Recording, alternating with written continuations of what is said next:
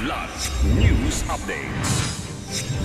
Mga balita ngayon, pagpapatupad ng 2016 dismissal order laban kay Senator Villanueva, hihilingin ng ombudsman sa Senado. Isa sa mga sospek sa Capistrano murder case 2024, arestado sa Navotas. Higit 6 milyong halaga ng shabu nasabat sa drug operation sa Cagayan de Oro. Ako po si Cesar Soriano, para ihatid ang mga nangungunang balita sa buong kapuluan ngayon.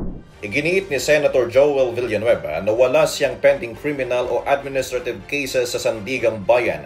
Kasunod ito ng naging pahayag ni Ombudsman Jesus Crispin Remulla sa isang panayam ngayong araw na susulat ito kay Senate President Tito Soto III para ipatupad ang dismissal order kay Villanueva ni nooy Ombudsman Conchita Carpio Morales noong 2016 na may kaugnayan sa pork barrel scam noong siya pa ang kinatawan ng CBAC Party List. Inilabas ni Villanueva ang isang certifications mula sa Office of the Ombudsman na nagkukumpirma na wala siyang pending case sa anti-graft court na inisyu noong September 2025 bago maitalaga si Remulla bilang ombudsman.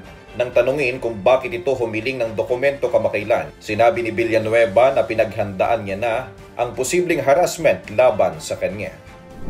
Arestado ng Bulacan Police Provincial Office ang isa sa mga pangunahing sospek sa pagpaslang kay Honorable Ramil Capistrano, ABC President ng Bulacan at sa kanyang driver na si Cedric Tubirao na pinagbabaril noong Oktubre 3, 2024 sa Barangay Ligas, lungsod ng Malolos. Kinilala ang sospek na si alias Lupin, 35 residente ng Barangay Tangos South, Navotas City, na dinakip ng joint manhunt operation noong Oktubre 22, 2025 1:30 ng madaling araw. May dalang warrant of arrest si Lupin sa murder criminal case numbers 988-M-2025 at 989-M-2025 na walang piyansa. Ayon kay Police Colonel Angel L. Garciliano, ang pag-aresto ay bunga ng masusing koordinasyon ng Bulacan Police, PIU at mga katuwang na unit para sa hustisya kay Capistrano.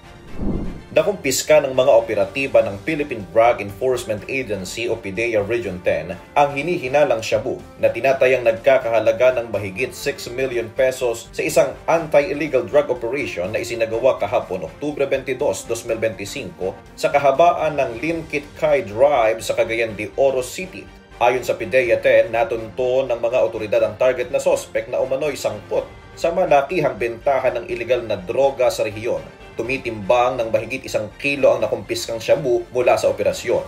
Kasalukuyan nang inihahanda ang mga kasong isasampa laban sa sospek habang nagpapatuloy ang investigasyon upang matukoy ang iba pang kasabwat at pinagmumula ng supply ng droga.